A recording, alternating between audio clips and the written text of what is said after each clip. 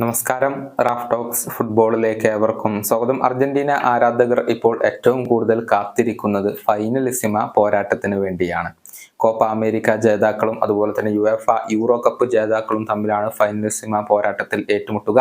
നിലവിലെ ചാമ്പ്യന്മാർ അർജന്റീനയാണ്. കഴിഞ്ഞ തവണ ഇറ്റലിയെ എതിരില്ലാത്ത 3 ഗോളുകൾക്ക് പരാജയപ്പെടുത്തിക്കൊണ്ടായിരുന്നു അർജന്റീന ഫൈനലിസിമ കിരീടം സ്വന്തമാക്കിയിരുന്നത്. ഇത്തവണയും ഈ കിരീടത്തിന് വേണ്ടി പോരടിക്കാൻ ഒരു ഭാഗത്ത് അർജന്റീനയുണ്ട്.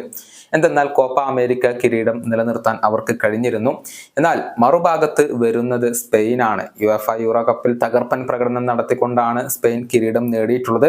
അർജന്റീനയും സ്പെയിനും തമ്മിൽ ഈ ഒരു കിരീടത്തിന് വേണ്ടി ഏറ്റുമുട്ടുമ്പോൾ അതൊരു തീപ്പാറും പോരാട്ടമായിരിക്കും എന്ന കാര്യത്തിൽ ആരാധകർക്കൊന്നും ഇപ്പോൾ സംശയങ്ങളില്ല.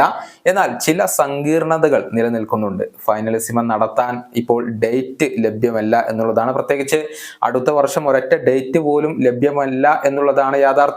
അത്രയും ടൈറ്റ് ഷെഡ്യൂളുകളാണ് ടീമുകളെ സംബന്ധിച്ചിടത്തോളം വരുന്നത്.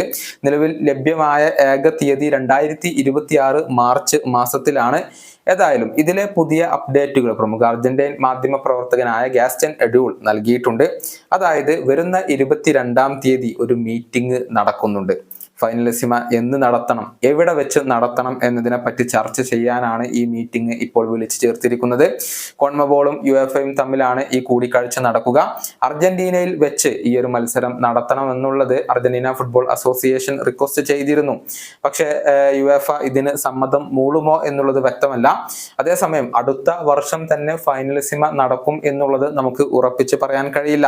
2026 നടക്കാനുള്ള സാധ്യതകളെ തള്ളിക്കളയാൻ സാധിക്കില്ലെന്നും ഇപ്പോൾ ഗാസ്റ്റൻ എഡ്യൂൾ റിപ്പോർട്ട് ചെയ്തിട്ടുണ്ട്.